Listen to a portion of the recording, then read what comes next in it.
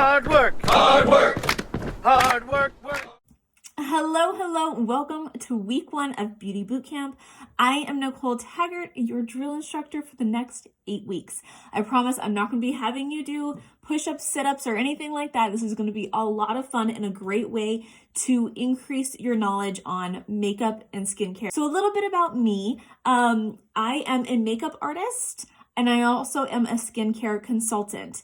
I absolutely love makeup. I love what it does for people as well as skincare. I am a mama of 2 as well as an army wife. As you can see here, that's why the whole entire theme. So the next 8 weeks are going to be fun. Now, if you do the challenges, if you do the homework, then you're going to learn a lot from this. Otherwise, of course, it's going to be just another one of those workshops that you do that just kind of sits in the background. Just like anything, you have to do the work. But I am here to help you the whole entire way and answer any questions that you have. That's why you have this, and it's amazing. We're able to chit chat and be able to really dive deep into the issues that you're having and just help you get better when it comes to makeup. So this first week is going to be all about the tools that you're going to use throughout this whole entire thing. I'm going to show you what I use. Now, you don't have to use the products that I use. I use Lime Life by Alcone products. The reason I love them is because they are professional grade. I personally love them. I believe in them, but you do not have to use them for this course. I want you to be able to use what you have. And then if you need to fill in any gaps, I can absolutely help you there. So, tools. Okay, again, these are going to be the things that you're going to need throughout this, but I want to teach you guys how to love them and take care of them, because it sounds crazy. I think of my makeup, I think of my brushes as my little babies, because really, if you love and care for them, they're going to last you a long time. Now, one thing that most people don't realize, and I think that's one of the main things that we're going to talk about this week, is going to be expiration dates. Believe it or not, makeup and skincare have expiration dates. Nobody really tells us this, right? I can probably guarantee you most, if not all of you, have some expired makeup sitting in your drawers. It happens. Okay, because we weren't taught. We weren't taught how long things last, how long you should keep them around. But they do expire. Okay, you are putting bacteria. Bacteria naturally is on your face. It's growing on your face. It's growing on your skin. Sounds disgusting, I know, but it's just the way of life. So you're putting that, and honestly, bacteria loves makeup. It is attracted to makeup. So when you are putting your powders, you're putting your brush from your face right back into your powder, you are transferring bacteria from your face to the powders that you love, right? So that's also going to break them down. So I'm going to show you guys how to kind of help them keep them a little bit longer, maybe a little bit longer than their shelf life. But it is possible to do that if you treat them correctly, and you kind of do some of the things that I'm going to recommend to you. How do you know what the expiration date is? I'm going to show you. So I'm going to take my lipstick right here. It's actually what I'm wearing today, and I'm going to show you. Okay, I don't know if this one's kind of hard, and I'll show you on a different one. But do you see this little container? It looks like an open container, and it has a little number there. Let me see. All right, so this is actually my priming spray. If I can get this to focus, it's right there. You can see it's an open container, and it has 12M in there. Okay, what that means is this expires 12 months after it's opened. Okay, that's what you're going to look for on all of your products, is that little container. And it's from the time that you open them. So sometimes if you got, say, a makeup palette for your birthday 2 years ago, and you're still using that same palette, I'm going to give you a little secret. It's way overexpired. Your powders, your eyeshadows, all of that, they have a 12-month lifespan on them. A lot of times we're using the same colors, and they are actually probably gone by that time. But if they're not, then they do expire. The first thing I want you guys to do is throw out anything that has been expired. Now, there are going to be some things that I can give you guys a little bit of leniency on. Powders are one of them because powders don't have a breeding ground. Like, it's just not the right breeding ground for them. So bacteria doesn't go rampant in powders. So powders you can probably let go, especially if you have this guy right here, which is my absolute best friend. It is my cosmetic sanitizer. This sanitizer is amazing. So in 5 seconds, it's going to kill 99.9% of bacteria that is on your products. So this is something to really invest in. There's all different kinds of cosmetic sanitizers out there. This one is actually trusted and used by the professionals. And I'm going to show you how easy it is. So I'm going to take my powders here. I shake this. I'm just going to spritz. Let it dry for 5 seconds, and now it is ready to go. If you are using a sanitizer spray, then things can last a little bit longer, especially when it comes to your powders, because I know, especially if you're like me, I love my eyeshadows and I use them for a really long time, but I do make sure to spritz them. And I do this about weekly. So things that you should probably toss, though, are going to be cream products. So mascara has a 3-month shelf life on there, meaning after it's opened, 3 months later, you should be tossing it and getting a new one. Mascara is probably the most important to get rid of because it is right by your eyes and it is like the perfect breeding ground for bacteria, okay? Because it is damp, it is dark, and it's just, bacteria loves it, right? And especially if you're one to pump, I'm not going to do it because I don't, but if you're sitting there pumping it, then it has a lot of bacteria in there because you're putting it into there. So mascara is one. If you haven't opened a new mascara in the last 3 months, toss it. Okay, we will get you a new one. Like your mascara, things like your lipsticks. Lipsticks can even start smelling. So can mascara. Okay, so smell them. Don't just look at the expiration date, but also smell them. Sometimes if you're just not sure how long you've had it, because it happens, go in there and actually smell it, and it's going to smell sour. It's going to smell rancid. It's just not going to smell right. Okay, that is a good indication that it has reached its peak and you need to toss it. All right, guys, now that we have gone through all of our makeup and you know and have thrown away any expired makeup, let's move on to brushes. Brushes are something that obviously you're gonna need, and I'm going to show you my essentials, the things that I feel that you can get any look out of. It's kind of the starting place for this. Of course, you can be like me and you can completely have a makeup brush addiction, but you honestly don't need all of these in your arsenal, especially right off the bat. The first place I kind of want to start is knowing which type of brushes that you actually need. So there are 2 types of brushes that you can get. You can get natural hair fibers or synthetic. Personally, I like synthetic because you can use it with both powder and cream products, so you really don't have to worry about what you're using, anything like that.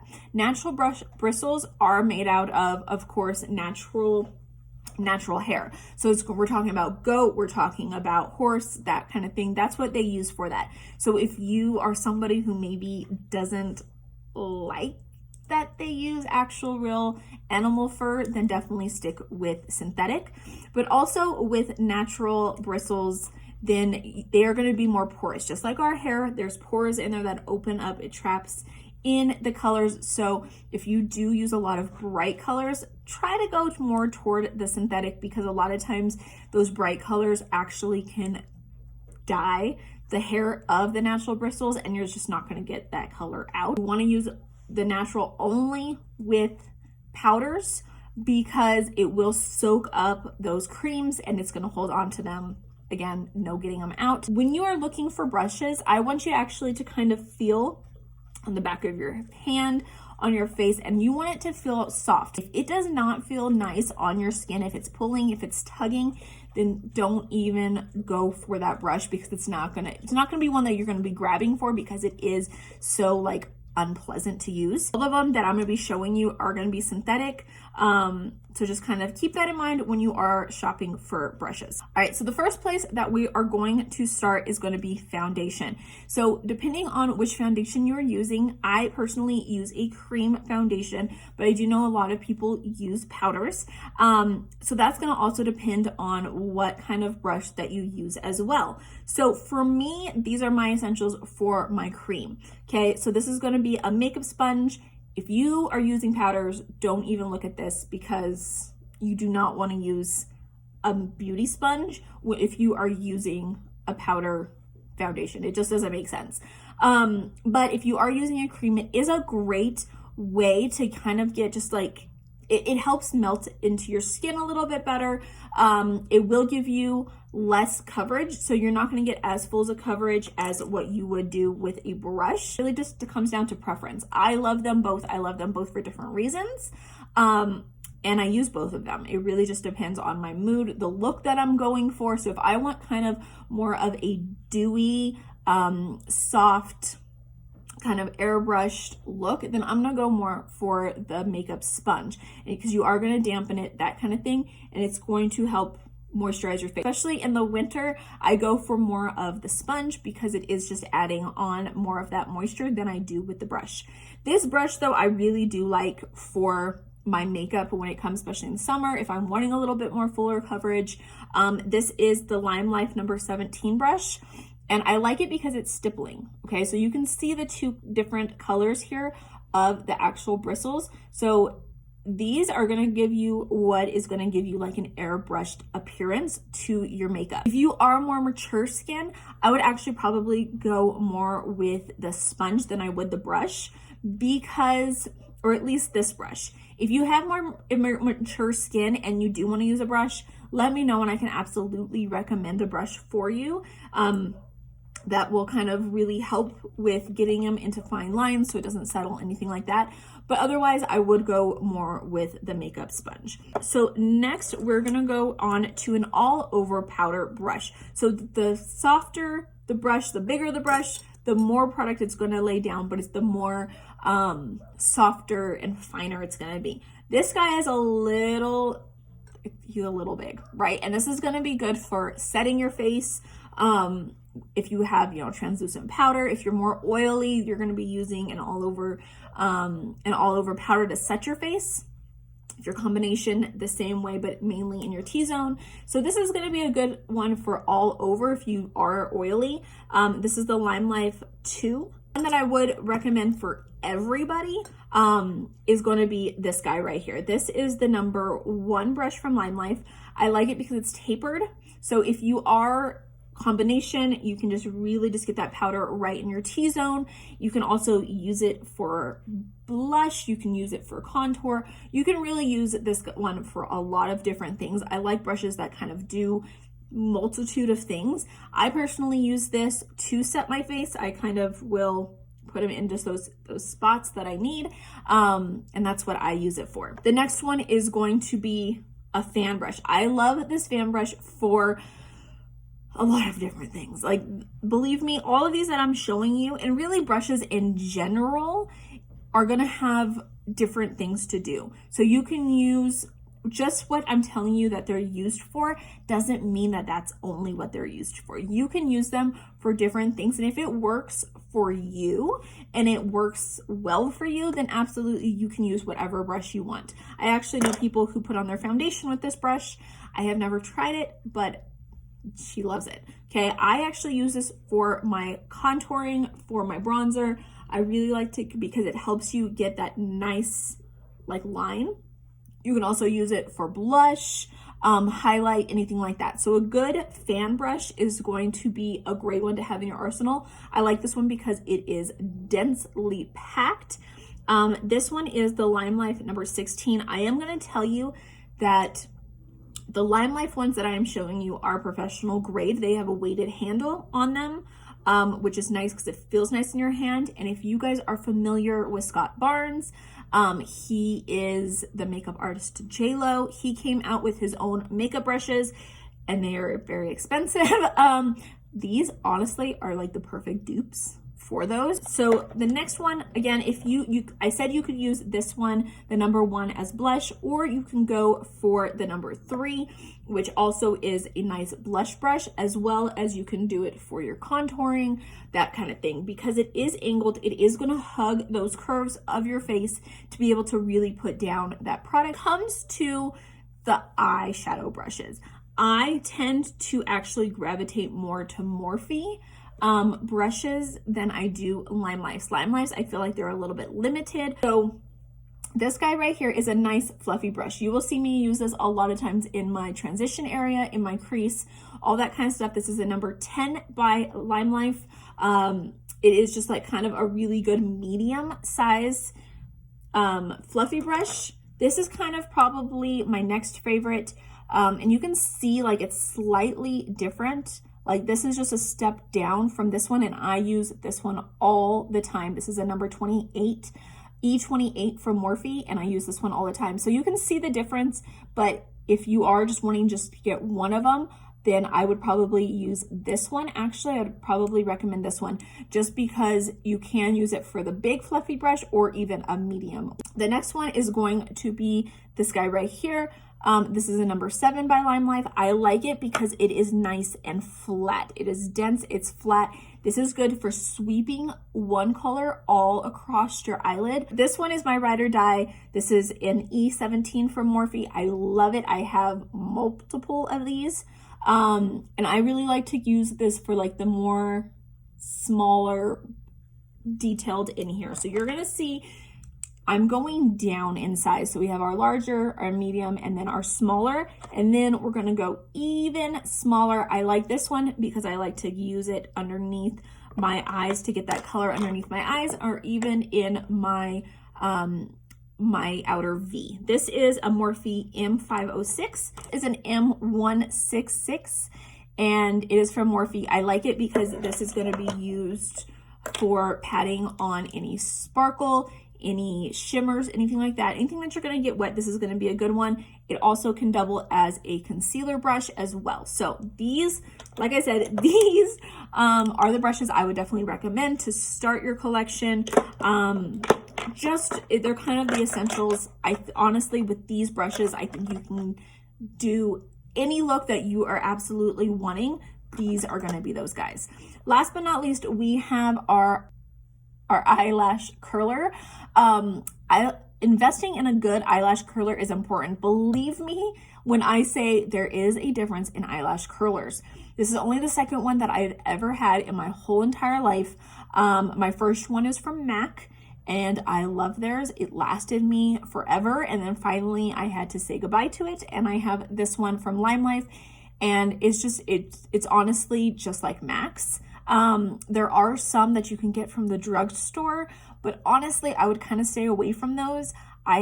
There has been known times where it has chopped a person's eyelashes in two. It's kind of cut them. Some that just, they don't curl, they won't hold a curl. I would kind of stay away even from like the electric ones or even ones that heat up. Anytime you get electricity around eyes, it kind of makes me nervous. Definitely want to invest in a good eyelash curler, something that's going to hold a curl, something that is reputable. So, you know, Lancome, Clinique, those are reputable brands for sure. MAC, that kind of thing, Lime Life, but they make such a huge difference. One last thing, guys, I forgot to mention these guys right here. Sometimes your fingers can make the best makeup brushes for really just helping you blend things in, get things to melt in because you are using your body heat. Now, one thing that I keep on my vanity at all times is hand sanitizer. This hand sanitizer is amazing. It smells like lemons, but it's not drying for your hands like a lot of hand sanitizer. And before I ever start doing any of my makeup, I always put a little bit in my hands. That way I can make sure if I am using my hands for anything on my face, I can make sure that they are clean. All right, guys, I have brought you to my bathroom because we are going to be washing our brushes.